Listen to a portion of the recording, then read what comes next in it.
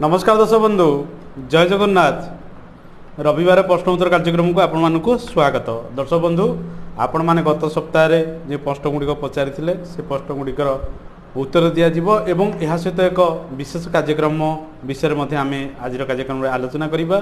दर्शक बंधु जदि आपण ये कार्यक्रम स्थान पाइबा चाहते निश्चित प्रकार आज कमेंट बॉक्स रे निज निजर प्रश्न गुड़िक लिखे, निजर शुभ नाम लिखे एवं आपणकर राशि नक्षत्र लिखे एवं लग्न कौन रही लिखे, लग्न अनुजाई ग्रह मानकर स्थिति जातक कौन रही ताकू लिखे एवं गोटे जोड़े प्रश्न निश्चित प्रकार लिखे एवं जो मैंने आगुरी प्रश्न गुड़िकर उत्तर पाई से माने किछि मास व्यवधान में प्रश्न गुड़िक पचारतु किंबा ज्योतिष भित्तिक अन्य संक्षेप प्रश्न आपण मैंने पचारि पारे।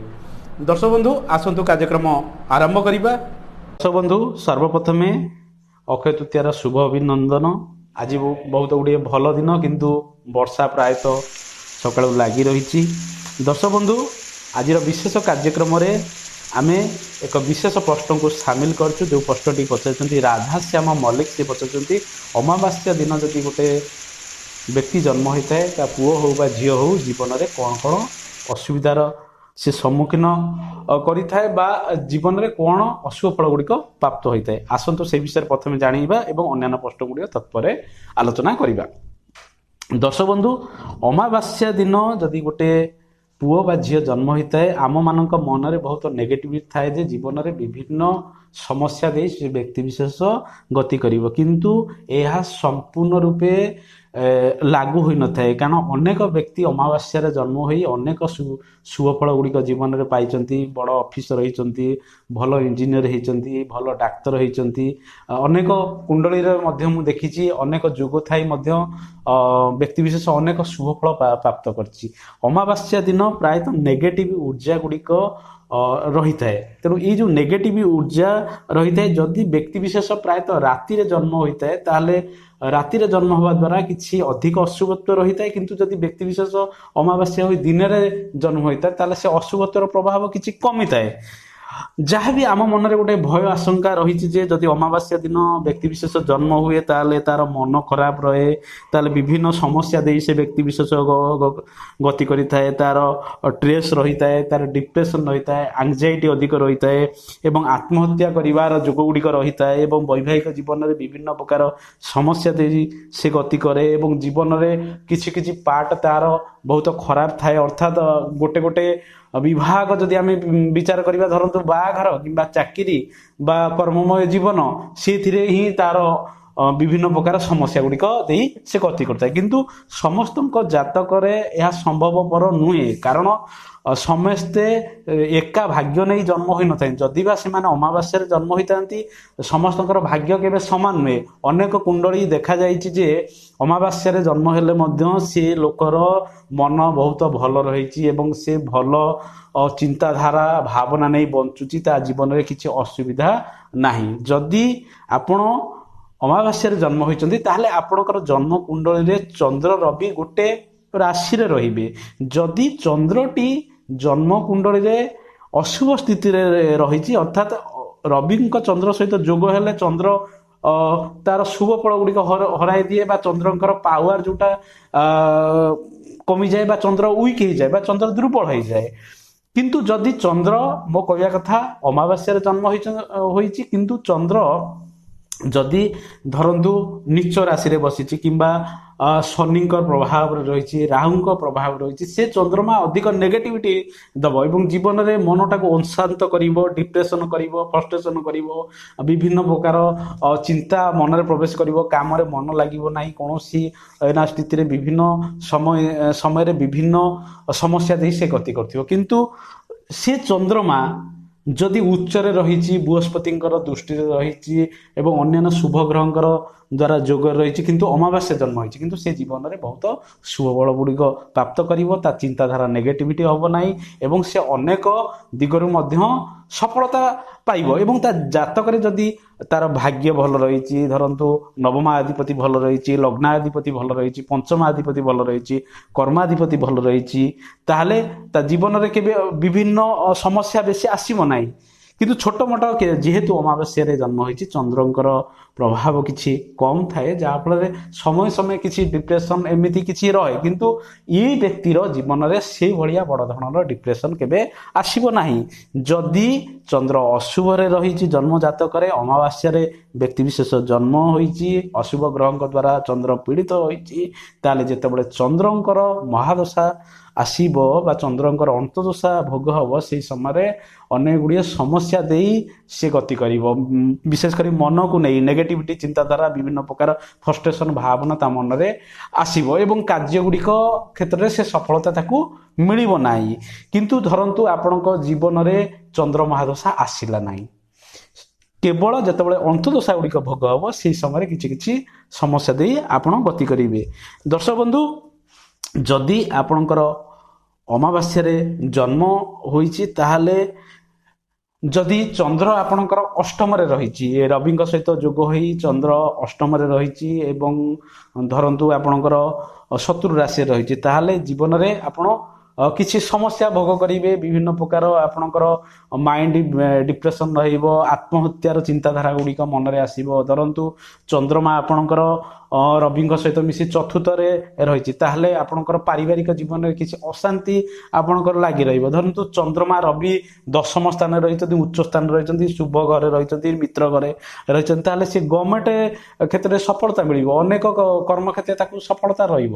ତେଣୁ ଜାତକଟାକୁ ସମ୍ପୂର୍ଣ୍ଣ ରୂପେ ବିଶ୍ଳେଷଣ କଲେ ଆମେ ଗୋଟେ ସମ୍ପୂର୍ଣ୍ଣ ରୂପେ ସ୍ଥିତିରେ ପହଞ୍ଚିବା ଯେ ବ୍ୟକ୍ତିବିଶେଷକୁ ଜୀବନରେ କି ଶୁଭ ଫଳ ମିଳିବ, କି ଅଶୁଭ ଫଳ ମିଳିବ, ସେ ଜୀବନରେ କେଉଁ ଦଶା ଭୋଗ କରୁଛି ବା ତାର ଜନ୍ମ ଜାତକରେ ଚନ୍ଦ୍ର କେଉଁ ରାଶିରେ ବସିଛନ୍ତି, କେଉଁ ଗ୍ରହଙ୍କର ପ୍ରଭାବ ରହିଛନ୍ତି, ଯଦି ବା ସେ ଅମାବାସ୍ୟାରେ ଜନ୍ମ ହୋଇଛି। ତେଣୁ ସମ୍ପୂର୍ଣ୍ଣ ରୂପେ ଆମେ କେବେ ବି କୌଣସି ବ୍ୟକ୍ତିକୁ ଯଦି ବା ସେ ଅମାବାସ୍ୟାରେ ଜନ୍ମ ହୋଇଛି ନେଗେଟିଭିଟି କହିପାରିବା ନାହିଁ, କାରଣ ଅନେକ ବ୍ୟକ୍ତି ଆସିଛନ୍ତି ସେମାନେ ଅମାବାସ୍ୟାରେ ମଧ୍ୟ ଜନ୍ମ ହୋଇ ଶୁଭ ଫଳ ଗୁଡ଼ିକ ପ୍ରାପ୍ତ କରୁଛନ୍ତି। ଜୀବନରେ ତାଙ୍କର କୌଣସି ବେଶୀ ଡିପ୍ରେସନ୍ ନାହିଁ କିମ୍ବା ଫ୍ରଷ୍ଟ୍ରେସନ୍ ନାହିଁ ବା ତାଙ୍କର ମନ ବେଶୀ ଅଶାନ୍ତ ନାହିଁ, ତାଙ୍କର ଦୈନନ୍ଦିନ ଜୀବନ ସୁରୁଖୁରୁରେ ଭଲ ଭାବରେ ଚାଲୁଛି। ଯଦି ଆପଣ ଅମାବାସ୍ୟାରେ ଜନ୍ମ ହୋଇଛନ୍ତି, ତାହେଲେ ଆପଣ ଗୋଟେ କଥା କରିବେ, ସବୁବେଳେ ମାଙ୍କର ସେବା କରିବେ, ନିଜ ମାଙ୍କର ସେବା କରିବେ, ଚନ୍ଦ୍ର ଉପାସନା କରିବେ, ଶିବଙ୍କର ଉପାସନା କରିବେ। ଓମ୍ ନମ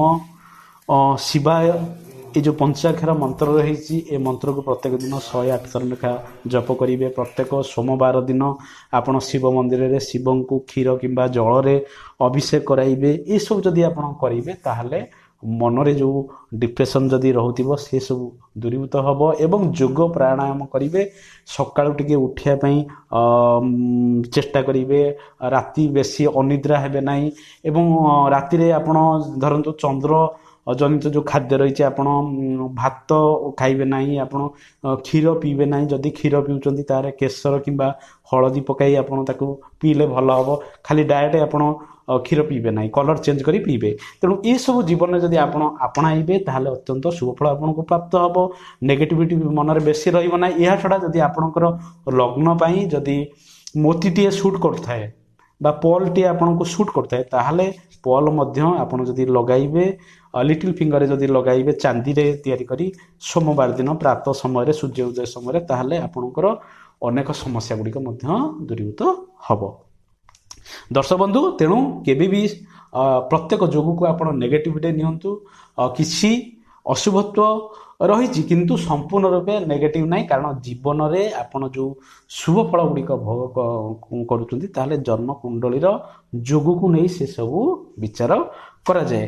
ଦର୍ଶକ ବନ୍ଧୁ, ଏବେ ଆସନ୍ତୁ ଆମେ ଅନ୍ୟ ପ୍ରଶ୍ନ ଗୁଡ଼ିକ ନେବା। ଯେଉଁ ପ୍ରଶ୍ନଟି ପଚାରିଛନ୍ତି ସୁଶାନ୍ତ କୁମାର ସାହୁ ପଚାରିଛନ୍ତି, ସେ ପଚାରିଛନ୍ତି ନବଗ୍ରହ ଗୁଡ଼ିକୁ କିପରି ଶାନ୍ତ କରିବା, ଜଣଙ୍କର ଯଦି ଜାତକ ନାହିଁ ସେମାନେ କ'ଣ କରିବେ।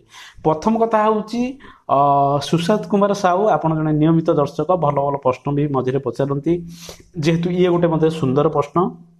ନବଗ୍ରହକୁ ଆମେ କିପରି ଶାନ୍ତ କରିବା, ପ୍ରଥମ କଥା ହେଉଛି ଜୀବନରେ ଯଦି ଆପଣ କୌଣସି ଉଚ୍ଚ ସ୍ଥାନକୁ ଯିବାକୁ ଚାହୁଁଛନ୍ତି, ଉଚ୍ଚ ପୋଜିସନରେ ପହଞ୍ଚିବାକୁ ଚାହୁଁଛନ୍ତି, ସବୁବେଳେ ରବିଙ୍କୁ ବଳବାନ କରନ୍ତୁ, କାରଣ ରବିଙ୍କ ଦ୍ୱାରା ପ୍ରତ୍ୟେକ ଗ୍ରହ ଅସ୍ତ ହୋଇଯାଆନ୍ତି, ପ୍ରତ୍ୟେକ ଗ୍ରହ ରବିଙ୍କ ଦ୍ୱାରା ପରିଚାଳିତ ହୋଇଥାନ୍ତି ଏବଂ ରବି ଚନ୍ଦ୍ର ଜନ୍ମ ଜାତକର 50% ଫଳ ପ୍ରଦାନ କରିଥାନ୍ତି। ଅର୍ଥାତ୍ ଯଦି ଜୀବନରେ ଆପଣଙ୍କର ଅନେକ ଗୁଡ଼ିଏ ସମସ୍ୟା ରହିଛି ତାହେଲେ ରବିଚନ୍ଦ୍ରଙ୍କ ସ୍ଥିତି ଯଦି ଭଲ ନାହିଁ ଜାଣିବେ ଯେ 50% ଫଳ ରବିଚନ୍ଦ୍ରଙ୍କ ଯୋଗୁଁ ଆସୁଛି। ତେଣୁ ରବି ଚନ୍ଦ୍ରମାଙ୍କୁ ବଳବାନ କରନ୍ତୁ ଆପଣ ସବୁବେଳେ। ଚନ୍ଦ୍ରଙ୍କର ଯେଉଁ ପ୍ରତିକାର ମୁଁ ଏବେ କହିଲି ସେ ପ୍ରତିକାର ଗୁଡ଼େ ଆପଣ କରନ୍ତୁ, ସୂର୍ଯ୍ୟ ଉପାସନା କରନ୍ତୁ ଏବଂ ଏସବୁ ଯଦି ଆପଣ ଜୀବନରେ ଆପଣ ଆପଣାଇବେ ତାହେଲେ ଜୀବନରେ ଆପଣଙ୍କୁ ଅନେକ ଗୁଡ଼ିଏ ଶୁଭ ଫଳ ଗୁଡ଼ିକ ପ୍ରାପ୍ତ ହେବ। ଯଦି ରବି ଷ୍ଟ୍ରଙ୍ଗ ହେଇଯାଏ ତାହେଲେ ଅନ୍ୟ ଗ୍ରହମାନଙ୍କର ଯେଉଁ ଅଶୁଭତ୍ୱ ରହିଛି ସେ ଅଶୁଭତ୍ୱ ମଧ୍ୟ ଦୂରୀଭୂତ ହୋଇପାରିବ। ଏବଂ ନବଗ୍ରହଙ୍କ ପାଇଁ ଆପଣ ବିଭିନ୍ନ ପ୍ରକାର ପ୍ରତ୍ୟେକ ଗ୍ରହଙ୍କର ବୀଜ ମନ୍ତ୍ର ରହିଛି ତାକୁ ଜପ କରିପାରିବେ କିମ୍ବା ଏହା ସହିତ ଗ୍ରହଙ୍କର ବସ୍ତୁ ଦାନ କରିପାରିବେ। ଧରନ୍ତୁ ରବିଙ୍କ ପାଇଁ ଆମେ ଯଦି କହିବା ଗୁଡ଼ କାହାକୁ ଦାନ କରିପାରିବେ ରବିବାର ଦିନ, କିମ୍ବା ଗହମ ଜାତ ଦ୍ରବ୍ୟ କିଛି ଧରନ୍ତୁ ଅଟା ଇତ୍ୟାଦି ବା ଗହମ ଇତ୍ୟାଦି ମଧ୍ୟ ଦାନ କରିପାରିବେ। ଧରନ୍ତୁ ମଙ୍ଗଳଙ୍କର ଆମେ ଯଦି କହିବା ବସ୍ତୁ ଲାଲ ବସ୍ତୁ କିଛି ଧରନ୍ତୁ ଆପଣ ମସୁର ଡାଲି କିମ୍ବା ଲାଲ ଗାମୁଛା ଇତ୍ୟାଦି ଯଦି ଦାନ କରିବେ ଶୁଭ ଫଳ ମିଳିବ। ତେଣୁ ପ୍ରତ୍ୟେକ ଗ୍ରହଙ୍କର ବିଭିନ୍ନ ପ୍ରକାର ବସ୍ତୁ ଦାନ ରହିଛି, ତାକୁ ଆପଣ କୌଣସି ଗ୍ରହ ବିପ୍ରକୁ ଦାନ କରିପାରିବେ କିମ୍ବା ବ୍ରାହ୍ମଣକୁ ଦାନ କରିପାରିବେ। ଏସବୁ କଲେ ନବଗ୍ରହଙ୍କୁ ମଧ୍ୟ ଆମେ ଦାନ ଦ୍ୱାରା ମଧ୍ୟ ଆମେ ତାଙ୍କୁ ଶାନ୍ତ କରିପାରିବା। ଏବଂ ଅନ୍ୟ କଥାଟି ହେଉଛି ଯାହାକି ଆମେ ମଧ୍ୟ ଗ୍ରହଙ୍କର ମନ୍ତ୍ର ମଧ୍ୟ ଜପ କରିପାରିବା ଏବଂ ଗ୍ରହଙ୍କର ମଧ୍ୟ ଶୁଭ ରତ୍ନ ମଧ୍ୟ ପିନ୍ଧିଲେ ଆମକୁ ସେଥିରୁ ଶୁଭ ଫଳ ମିଳେ। ତେଣୁ ଏସବୁ ଜିନିଷ କରିବା ପୂର୍ବରୁ ଆମର କେଉଁ ଗ୍ରହଟି ପ୍ରକୃତ କଥା ଦୁର୍ବଳ ଅଛି ଆମେ ସେଇଆକୁ ହିଁ ସବଳ କରିବା। ସମ୍ପୂର୍ଣ୍ଣ ରୂପେ ନବଗ୍ରହଙ୍କୁ ଶାନ୍ତ କରିବା କିଛି ଆବଶ୍ୟକ ନାହିଁ। ଯେଉଁ ଗ୍ରହ ଦୁର୍ବଳ ସ୍ଥିତିରେ ରହିଛି, ଜନ୍ମଜାତକର ଅଶୁଭ ସ୍ଥିତିରେ ରହିଛି, ସେ ଗ୍ରହଙ୍କୁ ଯଦି ଆମେ ସବଳ କରିପାରିବା ତାହେଲେ ଜୀବନରେ ଅନେକ ଗୁଡ଼ିଏ ଶୁଭ ଫଳ ମିଳିବ। କିନ୍ତୁ ଯାହାର ଜାତକ ନାହିଁ ସେ ବ୍ୟକ୍ତି କ'ଣ କରିବ? ସେ ବ୍ୟକ୍ତି ଜୀବନରେ ବିଶେଷ କରି ରବିଙ୍କର ପ୍ରତିକାର ଗୁଡ଼ିକ ନିୟମିତ ଭାବେ କରିବ, ସୂର୍ଯ୍ୟ ଉପାସନା କରିବ ଏବଂ ଗରିବ ଲୋକମାନଙ୍କୁ ସାହାଯ୍ୟ ସହଯୋଗ କରିବ। କାରଣ ଶନି ହେଉଛନ୍ତି ଅନ୍ୟ ଏକ କର୍ମର କାରକ। ଯଦି ଆମେ ଦେଖିବା ଯଦି ଶନିକୁ ଆପଣ ଷ୍ଟ୍ରଙ୍ଗ କରିବାକୁ ଚାହୁଁଛନ୍ତି ତାହେଲେ ଗରିବ ଶ୍ରେଣୀର ସବୁଠାରୁ ନିଚ ଜାତିର ଲୋକମାନଙ୍କୁ ଆପଣ ହେଲ୍ପ କରନ୍ତୁ ଏବଂ କିଛି କଳା ବସ୍ତୁ ତାଙ୍କୁ ଦାନ ଦିଅନ୍ତୁ ଏବଂ ବିରି ଅର୍ଥାତ୍ ବିରି କିମ୍ବା ସୋରିଷ ତେଲ ଇତ୍ୟାଦି ଦାନ କରିପାରିବେ। କିମ୍ବା ଯଦି ଆପଣ କରନ୍ତୁ ଏହା ସହିତ ସୂର୍ଯ୍ୟ ଉପାସନା କରନ୍ତୁ ଏବଂ ଚନ୍ଦ୍ରଙ୍କର ଉପାସନା କରନ୍ତୁ, ଜୀବନରେ ଅନେକ ଗୁଡ଼ିଏ ଶୁଭ ଫଳ ମିଳିବ। ଏହା ଛଡ଼ା ଜୀବନରେ ଗୋଟେ କଥା ମନେ ରଖିଥିବେ ଯେ ଯଦି ଆପଣ ଅନେକ ଶୁଭ ଫଳ ପାଇବାକୁ ଚାହୁଁଛନ୍ତି ଜୀବନରେ କେବେ ନିଜର ଗୁରୁଜନଙ୍କୁ ଆପଣ ଅସମ୍ମାନ କରିବେ ନାହିଁ, ପିତାଙ୍କୁ କେବେ ଅସମ୍ମାନ କରିବେ ନାହିଁ ଏବଂ ବ୍ରାହ୍ମଣଙ୍କୁ ବି କେବେ ଅସମ୍ମାନ କରିବେ ନାହିଁ। ବ୍ରାହ୍ମଣଙ୍କୁ ଯଦି ଅସମ୍ମାନ କରିବେ ଅନେକ ଗୁଡ଼ିଏ ପାପ ଫଳ ମଧ୍ୟ ଭୋଗିବାକୁ ପଡ଼ିଥାଏ ଜୀବନରେ। ତେଣୁ ବ୍ରାହ୍ମଣଙ୍କୁ ସବୁବେଳେ ସମ୍ମାନ କରିବେ, ତାଙ୍କୁ ଦାନ ଧର୍ମ ଯଦି ତାଙ୍କୁ ଦାନ ଇତ୍ୟାଦି ଦେବେ ଏବଂ ତାଙ୍କର ସେବା ଯଦି କରିବେ ତାହେଲେ ଆପଣଙ୍କର ଜୀବନରେ ଅନେକ ଶୁଭ ଫଳ ମିଳିବ। ଆପଣ ଦିନକୁ ଦିନ ବହୁତ ଉଚ୍ଚକୁ ଯିବେ। ଦର୍ଶକ ବନ୍ଧୁ ଏବେ ଆସନ୍ତୁ ଅନ୍ୟ ଏକ ପ୍ରଶ୍ନ ନେବା ଯାହାକି ପଚାରିଛନ୍ତି ଆକାଶ ସାହୁ। ସେ ପ୍ରଶ୍ନଟି ପଚାରିଛନ୍ତି ଜବ୍ ଲାଇଫ୍ କିପରି ରହିବ, ସନ୍ତାନ କେବେ ହେବ? ତାଙ୍କର ଜନ୍ମ ଜାତକର ରାଶି ହେଉଛି ବିଛା ରାଶି, ଲଗ୍ନ ହେଉଛି କର୍କଟ ଲଗ୍ନ। ଆକାଶ ସାହୁ ଯେଉଁ ପଚାରିଛନ୍ତି ତାଙ୍କର ଲଗ୍ନର ତୃତୀୟରେ କେତୁ ବସିଛନ୍ତି, କର୍କଟ ଲଗ୍ନର ପଞ୍ଚମରେ ଶନି ଚନ୍ଦ୍ର ବସିଛନ୍ତି, ସପ୍ତମରେ ଶୁକ୍ର ବସିଛନ୍ତି, ଅଷ୍ଟମରେ ବୁଧ ବସିଛନ୍ତି ଏବଂ ରବି ବୃହସ୍ପତି ରାହୁ ନବମରେ ବସିଛନ୍ତି ଏବଂ ଶୁଭ ଯୋଗ ଗୁଡ଼ିକ ପ୍ରାୟତଃ ରହୁଛି। ସନ୍ତାନ ଯେତେବେଳେ ବିଚାର କରାଯାଏ ଗୋଟେ କୁଣ୍ଡଳୀକୁ ନେଇ ବିଚାର କରାଯାଏ, ଉଭୟ ସ୍ୱାମୀ ସ୍ତ୍ରୀଙ୍କୁ ନେଇ ବିଚାର କରାଯାଏ। ଯଦି ଉଭୟଙ୍କର ଏକା ସମୟରେ ଭଲ ଯୋଗ ଚାଲିଥାଏ ତାହେଲେ ସନ୍ତାନ ହେବାର ସମ୍ଭାବନା ଗୁଡ଼ିକ ଥାଏ। ଅନ୍ୟ ଏକ ପ୍ରଶ୍ନ ଯେଉଁ ପଚାରିଛ ଜବ୍ ଲାଇଫ୍ କିପରି ରହିବ? ଜବ୍ ଲାଇଫ୍ରେ ଦେଖିବା ନିଶ୍ଚିତ ପ୍ରକାର ଆପଣଙ୍କର ଜବ୍ ର କର୍ମ ଘରେ ମଙ୍ଗଳ ତାଙ୍କ ନିଜ ସ୍ୱଗୃହରେ ରହିଛନ୍ତି ଏବଂ ଆପଣଙ୍କର ରବିଙ୍କର ସ୍ଥିତି ବି ଭଲ ରହିଛି ଏବଂ ଶନିଙ୍କର ସ୍ଥିତି ବି ଭଲ ରହିଛି। ଯଦି ବା ଶନି ଆପଣଙ୍କର ଶତ୍ରୁ ଘରେ ରହିଛନ୍ତି ଏବଂ ଶନିଙ୍କ ସହିତ ଚନ୍ଦ୍ର ମିଶିକିରି ଆପଣଙ୍କର ବିଷ ଯୋଗ ଯେଉଁ ରହିଛି ଏସବୁ କାରଣରୁ ମନ ବେଳେବେଳେ ଅଶାନ୍ତ ରହିବ, ବିଭିନ୍ନ ପ୍ରକାର ଛୋଟ ମୋଟ ସମସ୍ୟା ଦେଇ ଗତି କରିବେ। କିନ୍ତୁ ଜବ୍ ଲାଇଫ୍ ଆପଣଙ୍କର ଜାତକରେ ଯେହେତୁ ଆପଣଙ୍କର ଷଷ୍ଠାଧିପତି ଭାଗ୍ୟ ସ୍ଥାନରେ ରହିଛି ତେଣୁ ଜବ୍ ଲାଇଫ୍ ଆପଣଙ୍କର ଭଲ ରହିବ। କିନ୍ତୁ ଯଦି ଆପଣ ବର୍ତ୍ତମାନ ସମୟରେ କୌଣସି ଖରାପ ଦଶା ଭୋଗ କରୁଥିବେ ଜନ୍ମ ଜାତକ ଅନୁସାରେ ତାହେଲେ ଜବ୍ ଲାଇଫ୍ରେ କିଛି ସମସ୍ୟା ଦେଇ ଗତି କରୁଥିବେ। କିନ୍ତୁ ଆପଣଙ୍କର କୁଣ୍ଡଳୀରେ ବିଶେଷ ଅଶୁଭ ଯୋଗ ନାହିଁ ମାନେ ଜବ୍ ଲାଇଫ୍କୁ ନେଇ। ଅନ୍ୟ ଏକ ପ୍ରଶ୍ନ ନେବା ଯାହାକି ପଚାରିଛନ୍ତି ଚନ୍ଦ୍ରାବତୀ ଦଳାଇ। ସେ ପଚାରିଛନ୍ତି ବିବାହ କେବେ ହେବ, ଲଭ୍ ହେବ ନା ଆରେଞ୍ଜ ହେବ, ପିଲା କେଉଁ ସେକ୍ଟରରେ ଜବ୍ କରିଥିବ। ତାଙ୍କର ଜନ୍ମ କୁଣ୍ଡଳୀ ଯେଉଁ ଦେଇଛନ୍ତି ସେ ପ୍ରାୟତଃ ଭୁଲ ଅଛି। ଯଦି ସଂଶୋଧିତ କୁଣ୍ଡଳୀ ମୁଁ ଆପଣମାନଙ୍କୁ କହିବି ତାହେଲେ ତାଙ୍କ ଲଗ୍ନ ହେଉଛି କର୍କଟ ଲଗ୍ନ, ରାଶି ହେଉଛି କନ୍ୟା ରାଶି ଏବଂ ଲଗ୍ନରେ ମଙ୍ଗଳ ବସିଛନ୍ତି, ତୃତୀୟ ଭାବରେ ଚନ୍ଦ୍ର ବସିଛନ୍ତି, ଚତୁର୍ଥରେ ରାହୁ, ପଞ୍ଚମରେ ବୃହସ୍ପତି ବକ୍ରି ଅଛନ୍ତି, ଅଷ୍ଟମରେ ଶନି ଏବଂ ଶୁକ୍ର ବସିଛନ୍ତି ଏବଂ ଆପଣଙ୍କର ଦଶମରେ ରବି, ବୁଧ, କେତୁ ବସିଛନ୍ତି। ଆପଣଙ୍କ ଜନ୍ମ କୁଣ୍ଡଳୀରେ ବିଳମ୍ବିତ ବିବାହ ଯୋଗ ରହୁଛି କି ଅନେକ ଗୁଡ଼ିଏ ପ୍ରସ୍ତାବ ଭାଙ୍ଗିଲା ପରେ ବିବାହ ହେବାର ସମ୍ଭାବନା ଗୁଡ଼ିକ ରହୁଛି ଏବଂ ଲଭ୍ କ୍ଷେତ୍ରରେ ଯଦି ଦେଖିବା ଆପଣଙ୍କର ଲଭ୍କୁ ନେଇ ଛୋଟ ମୋଟ କିଛି ସମସ୍ୟା ଉପୁଜିବାର ସମ୍ଭାବନା ରହିଛି। ତେଣୁ ଆପଣ ବିଶେଷ କରି ଏ ଯେଉଁ ଜନ୍ମ କୁଣ୍ଡଳୀ କହୁଛି ଆପଣ ଆରେଞ୍ଜ ମ୍ୟାରେଜ କରନ୍ତୁ, ଆପଣଙ୍କୁ ଶୁଭ ଫଳ ଗୁଡ଼ିକ ପ୍ରାପ୍ତ ହେବ ଏବଂ ବିବାହର ଯୋଗ ଯେହେତୁ ବିଳମ୍ବିତ ବିବାହ ରହୁଛି ପ୍ରାୟତଃ 3 ବର୍ଷ ପ୍ରାୟତଃ ଆପଣଙ୍କର ଯଦି ଦେଖିବା ରାଶି ଏବଂ ଲଗ୍ନ ଅନୁସାରେ ବିବାହର ଯୋଗ ରହୁଛି 2000 ଆପଣଙ୍କର 20 ମସିହା ଶେଷ ଠାରୁ ପ୍ରାୟତଃ ବିବାହ ଯୋଗ ଗୁଡ଼ିକ ରହୁଛି 2023 ମସିହା ପର୍ଯ୍ୟନ୍ତ କଣ୍ଟିନ୍ୟୁଅସଲି ଲଗ୍ନ ଏବଂ ଆପଣଙ୍କର ଚନ୍ଦ୍ର ବା ରାଶି ଅନୁସାରେ ରହୁଛି ଏବଂ ଆପଣଙ୍କର ଯେଉଁ ଲେଖିଥିବେ ପାର୍ଟନର, ବିଶେଷ କରି ପାର୍ଟନର କୌଣସି ଟେକ୍ନିକାଲ କ୍ଷେତ୍ରରେ ଜବ୍ କରୁଥିବାର ସମ୍ଭାବନା ଗୁଡ଼ିକ ରହୁଛି। ଏବେ ଅନ୍ୟ ଏକ ପ୍ରଶ୍ନ ନେବା ଯାହାକି ପଚାରିଛନ୍ତି ବିନ୍ଦୁ ବାସିନୀ ନାୟକ। ସେ ପଚାରିଛନ୍ତି ତାଙ୍କର ହେଉଛି ହସ୍ତା ନକ୍ଷତ୍ର, କନ୍ୟା ରାଶି, ବିଳମ୍ବିତ ବିବାହ ମାନେ ବିବାହ ସମ୍ପର୍କରେ ସେ ପଚାରିଛନ୍ତି ଏବଂ ବିବାହ ଲାଇଫ୍ କିପରି ରହିବ ସେ ବିଷୟରେ ପଚାରିଛନ୍ତି। ତାଙ୍କର ଜାତକ ଥରେ ଆଗରୁ ଦେଖା ହେଇଥିଲା, ପୁଣି ଥରେ ସେ ପ୍ରଶ୍ନ ପଚାରିଛନ୍ତି, ଏକା ପ୍ରକାର ପ୍ରଶ୍ନ। ତାଙ୍କର ଜନ୍ମ ଲଗ୍ନ ଯଦି ଦେଖିବା ମକର ଲଗ୍ନ ହେବ, ସେ ଲଗ୍ନ ବିଷୟରେ ଲେଖିନାହାନ୍ତି, ରାଶି କେବଳ ଲେଖିଛନ୍ତି। ରାଶି ହେଉଛି ତାଙ୍କର କନ୍ୟା ରାଶି, ମକର ଲଗ୍ନ, ଦ୍ୱିତୀୟରେ ରାହୁ, ତୃତୀୟରେ ମଙ୍ଗଳ ବସୁଛନ୍ତି, ପଞ୍ଚମରେ ବୃହସ୍ପତି ବକ୍ରି ବସୁଛନ୍ତି ଏବଂ ଅଷ୍ଟମ ସ୍ଥାନରେ କେତୁ ବସୁଛନ୍ତି, ନବମ ସ୍ଥାନରେ ଚନ୍ଦ୍ର ଶୁକ୍ର ବସୁଛନ୍ତି, ରବି ବୁଧ ବସୁଛନ୍ତି, ପ୍ରାୟତଃ ଦଶମ ସ୍ଥାନରେ ଦ୍ୱାଦଶ ସ୍ଥାନରେ ଶନି ବସୁଛନ୍ତି। ଜନ୍ମ କୁଣ୍ଡଳୀରେ ଯଦି ଦେଖିବା ବୃହସ୍ପତି ବକ୍ରି ଥିବାରୁ ବିବାହ କ୍ଷେତ୍ରରେ ବିଳମ୍ବିତ ପରିଲକ୍ଷିତ ହେଉଛି ଏବଂ ଜନ୍ମ କୁଣ୍ଡଳୀରେ ମଧ୍ୟ ଅନେକ ଗୁଡ଼ିଏ ପ୍ରସ୍ତାବ ଭାଙ୍ଗିଲା ପରେ ବିବାହ କାର୍ଯ୍ୟ ସମ୍ପାଦିତ ହେବାର ମଧ୍ୟ ଛୋଟ ମୋଟ ଯୋଗ ରହିଛି। ବୈବାହିକ ଜଳରେ ଗାଧାନ୍ତୁ ଏବଂ ବୃହସ୍ପତିଙ୍କର ବୀଜ ମନ୍ତ୍ର ଯାହା ବି ରହିଛି ତାକୁ ଆପଣ ନିୟମିତ ଭାବେ ଜପ କରନ୍ତୁ କିମ୍ବା ଓಂ ନମଃ ଭଗବତେ ବାସୁଦେବାୟ ମନ୍ତ୍ର ଜପ କରନ୍ତୁ। ଏସବୁ ଯଦି କର୍ମ କରିବେ ତାହେଲେ ଜୀବନରେ ଆପଣଙ୍କୁ ନିଶ୍ଚିତ ପ୍ରକାର ବିବାହକୁ ନେଇ ଯେଉଁ ସମସ୍ୟା ରହିଛି ସେ ସମସ୍ୟା ସମାଧାନ ହେବ। ଆଗାମୀ ଦିନରେ ଆପଣଙ୍କର ବିବାହ ମଧ୍ୟ ହେବ।